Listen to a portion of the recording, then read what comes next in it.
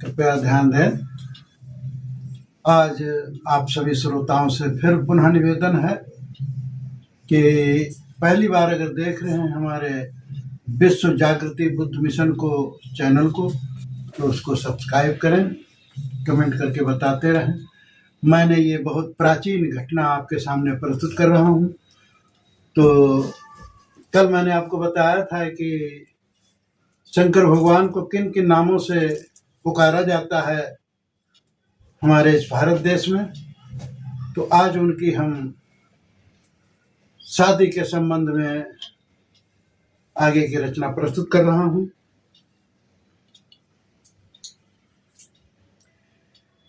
पिता हिमालय राजगिरि जाना, उच्च जाति सरवण था माना। शैलपुत्री पार्वती नाम धराया, अब सुंदर बहुत सुशील जनाया। शंकर जी चर्चा सुन पाई, अब ब्याह करऊं सब विधि अपनाई। पार्वती से ब्याह रचाया, अब शादी में हुड़दंग मचाया। भूत पिशाच अध नंगे नंगे, अब भरछी भाले कई हर हर गंगे। हाथी भालू शेर बराती, अब धूतन से में सभी घराती। आदिवासी आदि देव जनाया, अब मूल निवासी भारत का पाया। जब शैलपुत्री पार्वती जो थी, उनका बड़ा उन्होंने सुंदर नाम सुना, उनकी चर्चा सुनी, तो अपने जमाने के शंकर जी बहुत प्रतापी राजा हुए हैं, बलशाली राजा हुए हैं, लेकिन उनको किस रूप में दर्शाया गया तो मैं वो पीछे न जा करके उनकी हिस्ट्री को मैं आपके सामने जो प्रस्तुत कर रहा हूं, वो उन सज्जन की बात को मैं दोहरा रहा हूं। तो ब्याह में भूत पिशाच हाथी भालू रीछ हिनर ये सभी लोग उनकी बारात में गए हैं और नंगे से नंगे हुड़दंग मचा रहे हैं नशे में। शंकर शिव कैलाशी राजा, अब बड़ा शक्तिशाली था राजा। भय शंकर का सब ही खाते, अब छोटे बड़े पास नहीं आते। बनवासी सब प्रेम जताते, भालू हिरन सब साथ में रहते। धूमधाम से गए बराती, अब कंद मूल सब ही ने खाती। ब्याह रचाई पार्वती पर्वत पर लाए, अब कुटिया जंगल में बैठाए। शंकर भांग धतूरा खाते, अब दिन यौ रात नशे में रहते।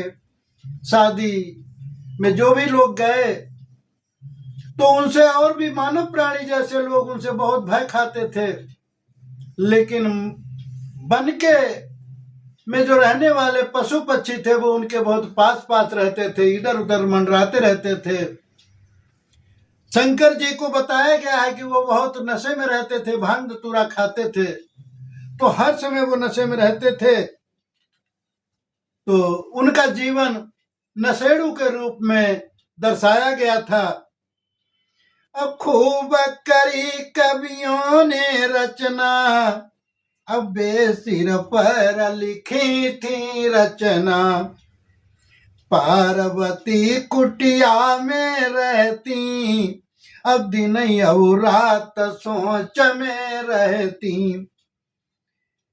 रात दिन जो कवियों ने लिखा है, क्यों लिखा, कब लिखा, किसने लिखा, कोई पता नहीं। लेकिन आज के दौर में कहावत के रूप में और अन्य पुराणों में भी मिलता है।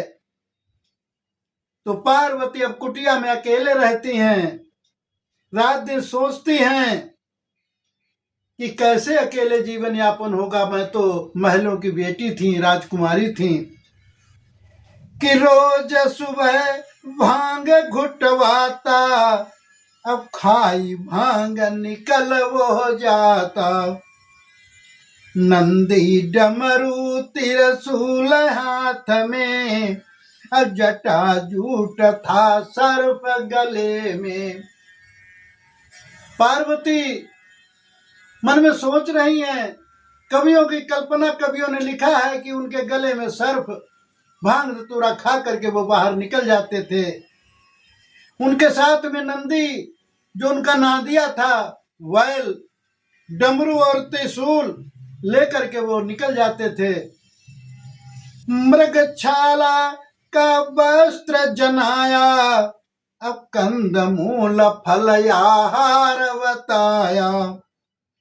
पर्वत चोटी जाई विराजे, अब बड़ा छड़ा सिर नांग विराजे। यही क्रम था दिनचर्या का, अब पता नहीं था कोई मानव का। कवियों ने ऐसी कल्पना की है कि वो सिर्फ नांदिया, डमरू, त्रिशूल और गले में सर्प, कोई भी इर्द गिर्द उनके कोई प्राणी नहीं रहता था, कोई मानव नहीं रहता था। जंगल के पशु पक्षियों को बताया गया है, और उनका जो वस्त्र था, मृग की छाल को उनको वस्त्र बनाया गया था, बताया गया था। तो समय बीतते देर न लगई, अब कथा और आगे की कही। शाम वक्त शंकर जी आए, अब कुटिया पार्वती जी पाए।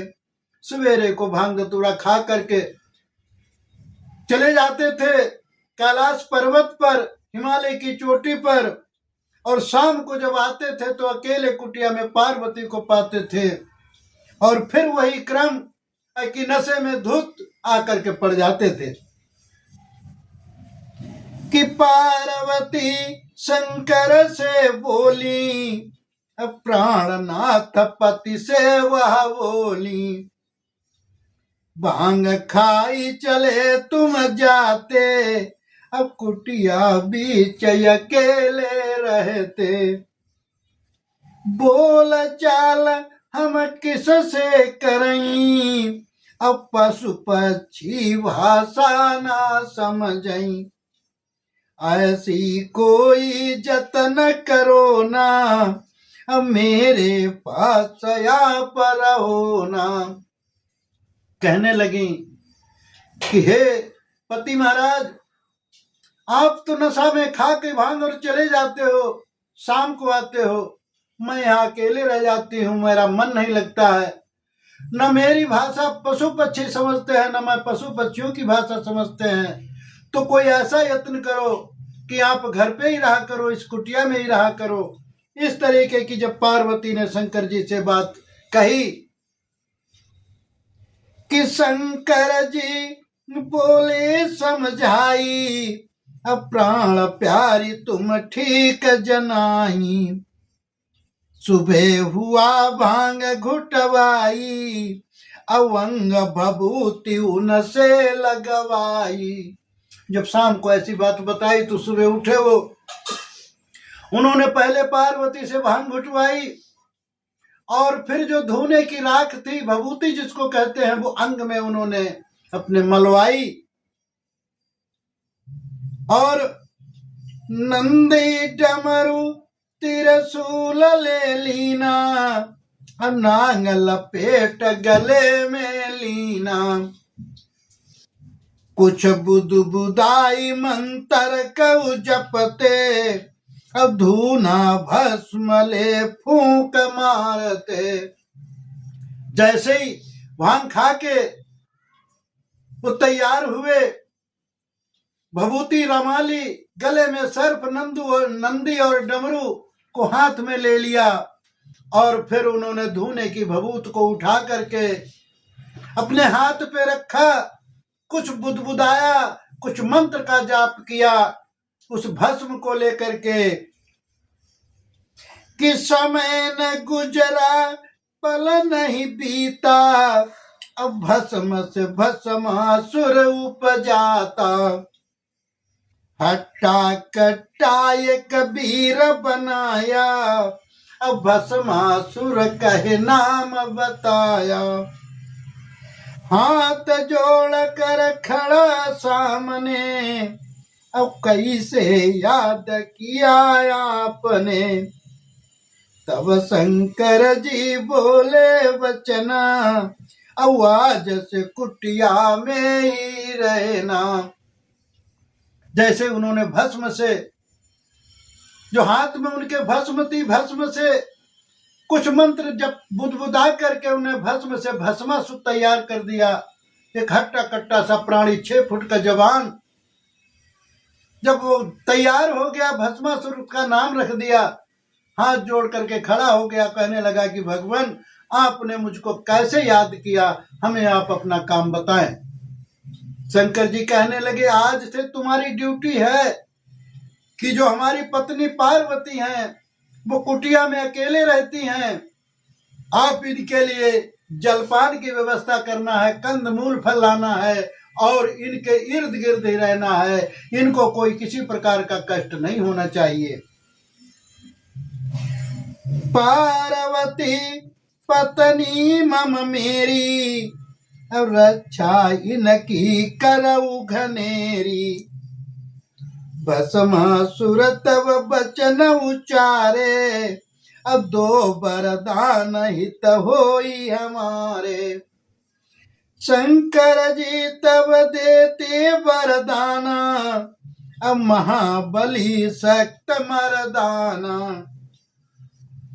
अजर अमर हम तुमको करता, अब ना कोई तुम्हें मार सकता। जब वो हट्टा कट्टा 6 फुट का जवान हाथ जोड़ करके कहने लगा कि भगवान अगर हम माँ पार्वती की सेवा करूंगा, इनकी देख रेख करूंगा, तो हमें कुछ आप ऐसी शक्ति दो जिससे कि हम आप इनकी हम रक्षा कर सके। कवियों ने लिखा है कि शंकर जी ने उसको अमर तत्व का वरदान दे दिया कि तुझे कोई मार नहीं सकता है, तू सबको पराजित करेगा। आज से मैं तुझे ये वरदान देता हूं कि तुझे कोई भी महाबली तू रहेगा, तुझे कोई मार नहीं सकता है।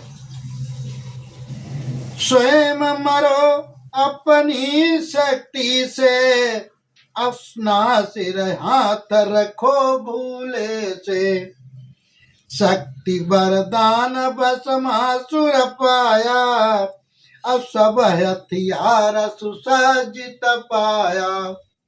जब अमर तत्व का वरदान शंकर जी ने दे दिया और ये भी बता दिया कि हे भस्मासुर, तू अपने आप स्वयं मरेगा, जिस दिन तू अपना हाथ अपने सर पर रख लेगा उसी दिन तू भस्म हो जाएगा, तो भूले में भी कभी अपने सर पे हाथ मत रखना, ये मेरा वरदान है।